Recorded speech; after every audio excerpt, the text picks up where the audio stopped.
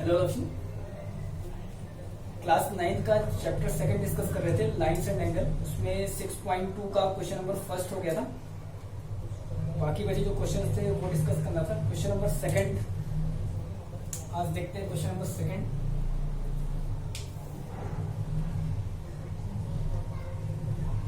बोल रहा if A B parallel to C D, CD parallel to EF and Y ratio Z is equal to 3:7. Find the value of X. ये कोई तीन line है।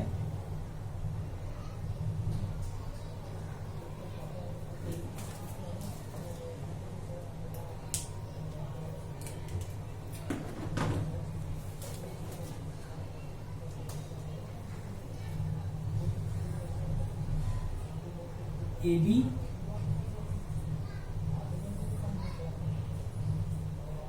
CD EF, इनको कोई एक लाइन ये कट कर रही है।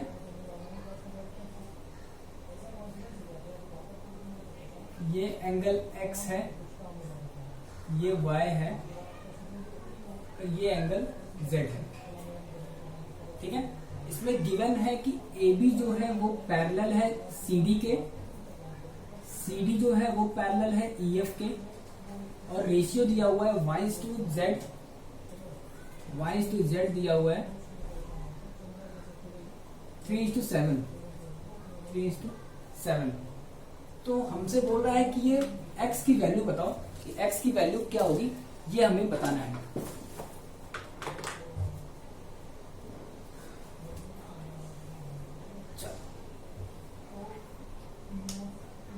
सॉल्व करते हैं। अगर AB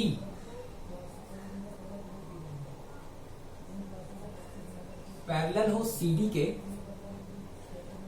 इफ अगर ये लाइन इसके पैरेलल है तो x plus Y is equal to 180 degree होगा। क्यों?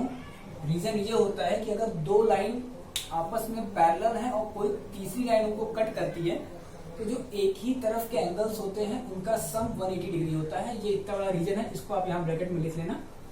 बोर्ड छोटा इस वजह से ये मैं लिख नहीं सकता।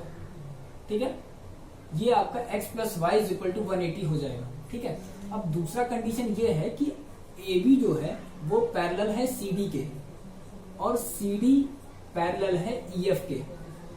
तो अगर AB CD के पैरेलल है और CD EF के पैरेलल है, मींस AB ऑटोमेटिक पैरेलल हो जाएगा, AB पैरेलल हो जाएगा EF के। ठीक है, AB जो होगी, AB लाइन ये EF के पैरेलल हो जाएगी। ठीक है, अगर AB EF के पैरेलल हो जाएगी तो x plus Z is equal to तो x is equal to Z हो जाएगा। क्यों? Alternate interior angle. आपको पता है कि जब दो लाइन आपस में पैरेलल होती है और कोई तीसरी लाइन उनको कट करती है तो ये एंगल जो होते हैं वो इक्वल होते हैं। पहले वाले वीडियो में ही मैंने बता रखा है इस चीज को। ठीक है, तो x की वैल्यू z के इक्वल हो जाएगी। अब एक बात दी हुई है कि y ratio z is equal to 3:7 है। y ratio z is equal to 3:7 है।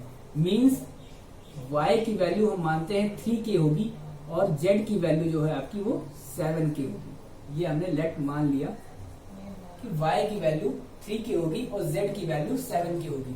अब अगर x is equal to z है तो इस x के प्लेस पे इसे इक्वेशन फर्स्ट नाम देते हैं और इसे इक्वेशन सेकंड नाम देते हैं। अगर सेकंड का यूज हम फर्स्ट में करें तो x के प्लेस पे z रख सकते हैं। तो यहां पे लिखेंगे using equation 2 in equation 1, then we get, क्या मिलता है? x के प्लेस पे z रख रहे हैं, z plus y is equal to 180, z plus y is equal to 180। अब इसे लेते हैं इक्वेशन 3 का नाम और इसे बोलते हैं 4। ठीक है, y की वैल्यू 3k और z की वैल्यू 7 के हमें पता है। तो ये y और z हम यहाँ पे रखते हैं। ये एक लाइन में यहाँ लिख नहीं रहा हूं, आप उसको खुद से लिखना। z की वैल्यू 7k प्लस y की value 3k is equal to 180. 7 plus 3 10k is equal to 180. If 10k is equal to 180, then k is equal to 180 upon में 10 18. k की वैल्यू आपकी आ गई 18. तो अगर k 18 आ गया तो y कितना आएगा? y होगा y is equal to 3k is equal to 3 into 18 54. z क्या होगा? z is equal to 7k 7 into 18 is equal to 126. ठीक, अगर z 126 हो गया तो z की वैल्यू x के इक्वल है, means x is equal to 126 होगा. ये क्वेश्चन नंबर सेकंड था.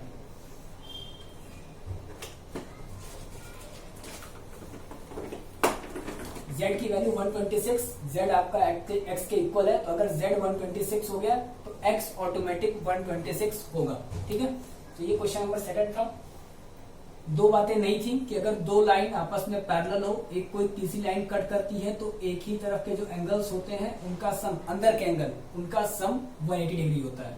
पहली चीज, अगर एक लाइन दूसरे के पैरेलल हो और वो दूसरी लाइन तीसरे के पैरेलल हो, मींस पहला दूसरे के पैरेलल ऑटोमेटिक हो जाता है. ठीक है, इससे, और ये तो अल्टरनेट इंटीरियर एंगल आपको पता ही है. ये सब रीजन आप लिख के इसको सॉल्व कर लेना. क्वेश्चन नंबर सेकंड ये कंप्लीट हो गया. अब क्वेश्चन नंबर थर्ड आता है.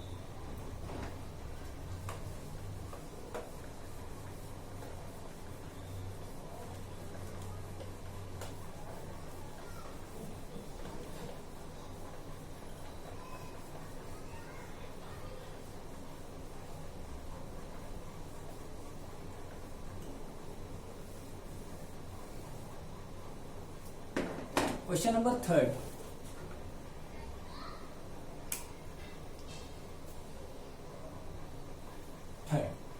ये बोलता है if A B parallel to C D, E F perpendicular to C D and angle G E D is equal to 126, find angle A G E, G E F and F G E. Figure कुछ ऐसे है.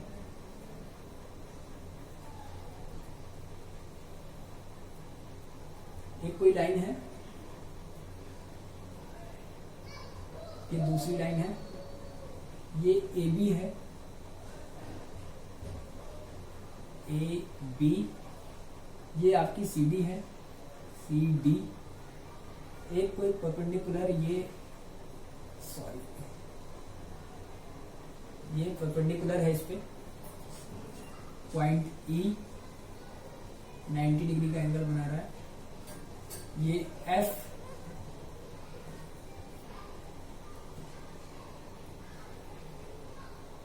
ये point जी है, जी. ठीक है, तो आपसे पूछ रहा है angle A G E, G E D 126 दिया हुआ है. जी ई डी मीन्स ये पूरी वैल्यू 126 दी हुई है, 126 पूरी वैल्यू. ठीक है, अब आपसे पूछ रहा है ए जी ई, ए जी ई ये पूछ रहा है. ठीक, जी E F, G E F ये पूछ रहा है, ये value. F G E, F G ई ये पूछ रहे हैं. ये तीन वैल्यू आपको बताना है. तो इसको सॉल्व करने की एकदम जरूरत नहीं है क्योंकि ये आंसर ओरल निकाल सकते हो आप. चलो, अगर ये पूरा 126 है और ये 90 है, मेरी बात ध्यान से समझिएगा. ये एक परपेंडिकुलर है 90 डिग्री का और यहां से एक लाइन इसकी ऐसे गई हुई है. ये पूरी वैल्यू 126 है, ये 90 है, तो क्या बची हुई वैल्यू ये नहीं होगी? 126 माइनस 90 ये निकल जाएगा. अगर ये निकल गया, ये आप नहीं बता दोगे, अल्टरनेट इंटीरियर एंगल, अगर ये पता चल गया तो इन दोनों का सम जो होता है वो 180 होता है. तो 180 में से ये माइनस करके ये आप नहीं बता दोगे. ये तीनों वैल्यू ऐसे आप निकालोगे. ठीक है, फिर सुनना, ये 126 है, 90 माइनस करेंगे ये निकलेगा अल्टरनेट इंटीरियर एंगल. इन दोनों का सम 180 होता है. 180 में से इसको माइनस करेंगे तो इधर वाला ये निकल जाएगा। कुछ नहीं था इस क्वेश्चन में, ये क्वेश्चन ऐसे ही दिया हुआ है। चलो क्वेश्चन नंबर 4।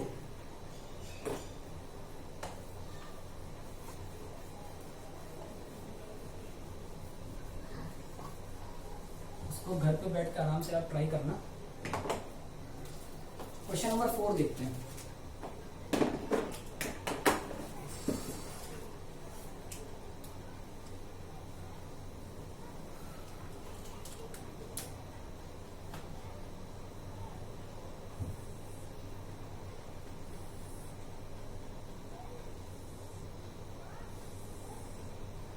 ये कुछ ऐसे बना हुआ है,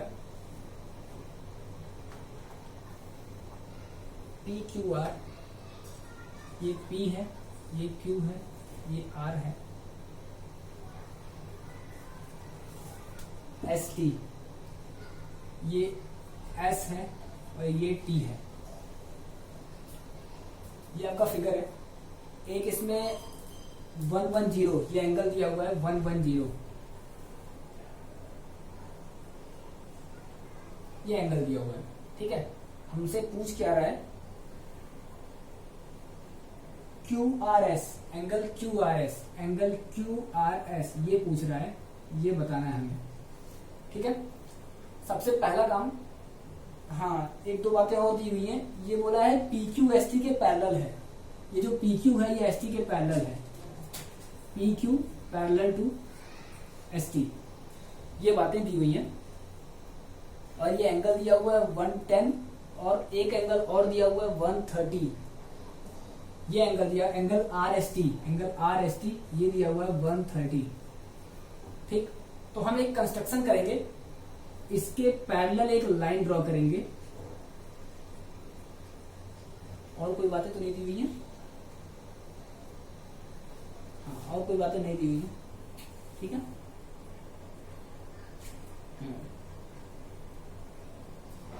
ठीक है, ठीक है। इसके पैरेलल, ST के पैरेलल एक लाइन ड्रॉ किया। कंस्ट्रक्शन में आप लोग लिख लेना, इसको N बोलते हैं कि draw a line ST parallel, sorry draw a line RN parallel to ST।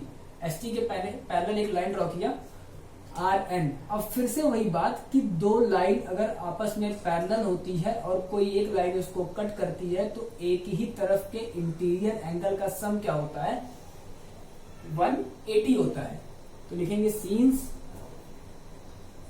ST parallel to RN, ST जो है वो RN के पैरेलल है, therefore angle PSR plus angle SRN is equal to 180। अब ये PSR तो गिवन है 130, इसको नोट किया, 130 plus angle SRN is equal to 180। Angle SRN is equal to 180 minus 130, 50 आ गया। ठीक है, ये एंगल SRN ये आपका 50 आ गया। चलिए अब फिर से वही बात कि अगर ये लाइन इसके पैरेलल है और ये लाइन इसके पैरेलल है, मींस ये लाइन इसके पैरेलल होगी। फिर से, अगर ये लाइन इसके पैरेलल है और ये लाइन इसके पैरेलल है, गिवन, मींस क्या हुआ कि ये लाइन इसके पैरेलल होगी। मैं यहां लिख देता हूं एक बार।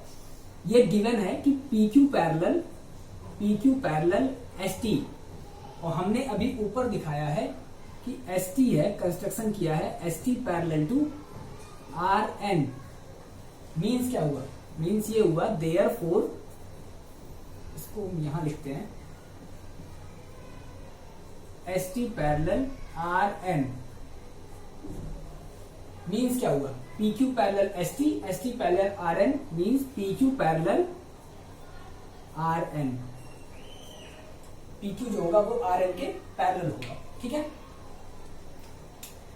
ये जो PQ होगा ये RN के पैरेलल होगा, PQ पैरेलल RN। तो अगर PQ RN के पैरेलल है, इसको हम थोड़ा आगे बढ़ाते हैं, इसको भी थोड़ा आगे बढ़ा दें। और ये लाइन थोड़ा आगे बढ़ा दें। ठीक, दो लाइन जा रही है, एक लाइन उसको कट कर रही है, तो ये एंगल इस पूरे एंगल के क्या होंगे, इक्वल होंगे। ठीक है, therefore angle P Q R is equal to angle Q R N. ठीक है, अल्टरनेट इंटीरियर एंगल आप यहां पे लिख लेना। ठीक है, दो लाइन है, उसको एक लाइन कट कर रही है, यही सेम कॉन्सेप्ट है। दो लाइन है, एक लाइन ऐसे ऊपर से कट कर रही है, तो ये एंगल मैंने इस पूरे एंगल के इक्वल कर दिया। आपके ओरिजिनल फिगर में एक लाइन गई है ऐसे। ठीक है, ये मैंने किया है, ये एंगल इस पूरे एंगल के इक्वल हो गया। अब एक बात बताइए, ये क्यू आर एन जो लिखा हुआ है, क्यू आर एन, ये पूरा एंगल दो एंगल से मिलके बना हुआ है, एक ये ऊपर वाला, एक ही नीचे वाला। मींस इस क्यू आर एन को हम ये एंगल प्लस ये एंगल लिख सकते हैं। और ये पी क्यू आर ये वैल्यू 110 गिवन है। 110 is equal to Q R N को हम लिख रहे हैं, क्यू आर एन को लिख रहे हैं angle Q R S plus angle S R N. ठीक है, ये प्लस ये इज इक्वल टू पूरा, सिंपल सी बात थी। अब इस एस आर एन की वैल्यू ऊपर हमने निकाल रखी है 50, मतलब इस एस आर एन के प्लेस पे 50 लिखना है। तो 110 is equal to angle Q R S plus 50 को इधर ले आए, तो angle Q R S is equal to 110 minus 50 is equal to 60। Means ये आपका 60 डिग्री का होगा।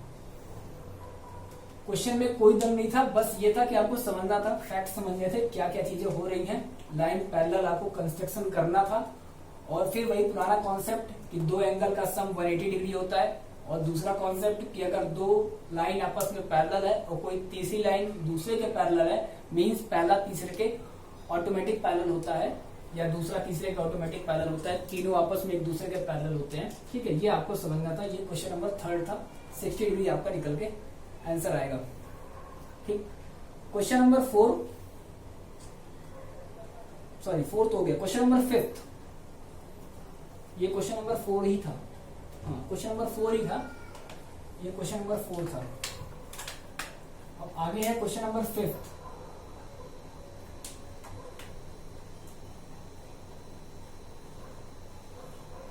क्वेश्चन नंबर 5,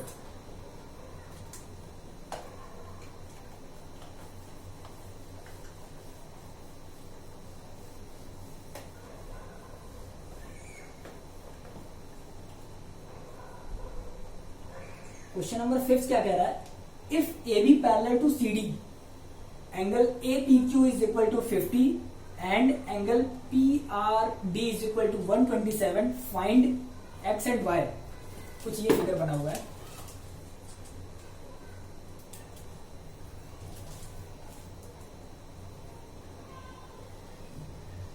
दो लाइन है, पैरेलल है,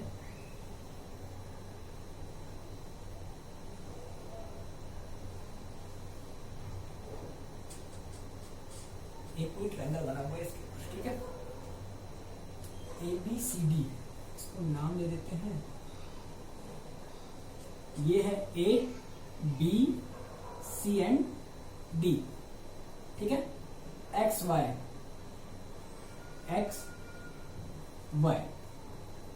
ये 50 डिग्री है, और ये 127 है, ये 127 है। ठीक, तो हमसे जो पूछ रहा है वो एक्स और वाई पूछ रहा है, एक्स और वाई कितना होगा। कुछ बातें ऐसी होती हैं जो हमको वो इनडायरेक्टली बताता है, हमसे वो डायरेक्ट नहीं बताता। जैसे इसमें कह रखा है कि ए बी लाइन जो है वो सी डी के पैरेलल है। अब अगर दो लाइन पैरेलल है और कोई लाइन उसको कट कर रही है, तो कई सारे इसके जो प्रॉपर्टीज थी वो मैंने बताया था, alternate interior angle, exterior angle, जो भी ढेर सारी चीजें थी बताए थे। ठीक है, तो यहाँ पे भी सेम वही काम करना है, ऐसा कुछ नहीं है, इसको सॉल्व करने की कोई जरूरत नहीं। तो इसका भी आंसर ओरली है। ये 127 है, तो ये कितना होगा, 180 माइनस 127, ये निकल गया। अगर ये मिल गया, ये हो गया, ये 50 है तो ये कितना होगा, 50 ही होगा। क्यों, दो लाइन है, एक लाइन कट कर रही है, ये देखो, तो ऑल्टरनेट इंटीरियर एंगल से ये 50 हो गया। अब ये 50 हो गया, माइनस करने पे ये निकल गया, तो y sum of interior angle of a triangle is equal to 180। तो दिस तीनों का सम 180 होगा। 50 minus this, sorry 50 plus this और plus this is equal to 180। y की वैल्यू यहां से भी निकल जाएगी। ये बहुत ही आसान क्वेश्चन था, सबसे इजी क्वेश्चन है इस पूरे एक्सरसाइज का। ठीक है, तो क्वेश्चन नंबर 5 ऐसे निकालेंगे। फिर सुन लो, ये 127 है तो ये पूरा एक लाइन दिख रहा है, लाइन पे 180 डिग्री का एंगल बनता है, तो इन दोनों का सम 180 डिग्री होगा। 127 माइनस करेंगे तो ये एंगल मिल जाएगा। ये 50 है तो ये 50 होगा, और ये 50 माइनस करने पे ये आपका होगा 53 होगा। हाँ, इन दोनों को सम करेंगे, 180 में से माइनस करेंगे तो ये मिल जाएगा। आपका क्वेश्चन सॉल्व।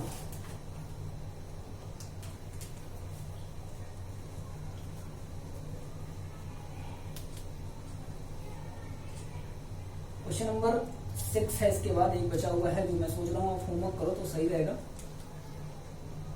ठीक है,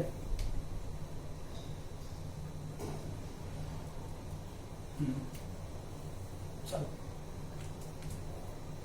एक तरीका और है जो आपने क्लास 8th में या 9th में प्रॉपर्टी पढ़ी होगी कि एक्सटीरियर एंगल अंदर के दोनों सामने जो एंगल्स पड़ते हैं उनके सम के इक्वल होता है। मींस ये x plus Y is equal to 127। ये एक और इजी मेथड है, देख लेना। ठीक है, ये 127 है, इसको निकालो ही मत। सपोज दैट यही आपका फिगर था, मैंने फिर से बना दिया। ठीक, ये 127 दिया हुआ है। आपने एक प्रॉपर्टी पढ़ी है कि ये एंगल प्लस ये एंगल इज इक्वल टू ये, मींस x y, ये आपका गिवन है 50। तो अगर ये 50 है तो ये भी 50 होगा। अब आपको पता है कि x plus y is equal to 127 property से। ठीक, y की वैल्यू 50 आपको पता है, ये हो गया 127। x आप आराम से निकाल लोगे, 127 माइनस 50 कर देना, x की वैल्यू आ जाएगी। ये भी आपको निकालने की जरूरत नहीं है, और चाहो तो आप निकाल भी सकते हो। फिर आपको एंगल सम प्रॉपर्टी लगानी पड़ेगी ट्रायंगल की। ठीक है, यहां से आप ये निकाल सकते हो। तो एक्सरसाइज 6.2 इसी के साथ यहाँ पे कंप्लीट। एक क्वेश्चन नंबर 6 बच रहा है जो मुझे लग रहा है आपको होमवर्क करना चाहिए। बाकी इसके बाद एक्सरसाइज नेक्स्ट करेंगे, लास्ट है मेरे ख्याल से, शायद लास्ट ही होना चाहिए। ठीक है, तो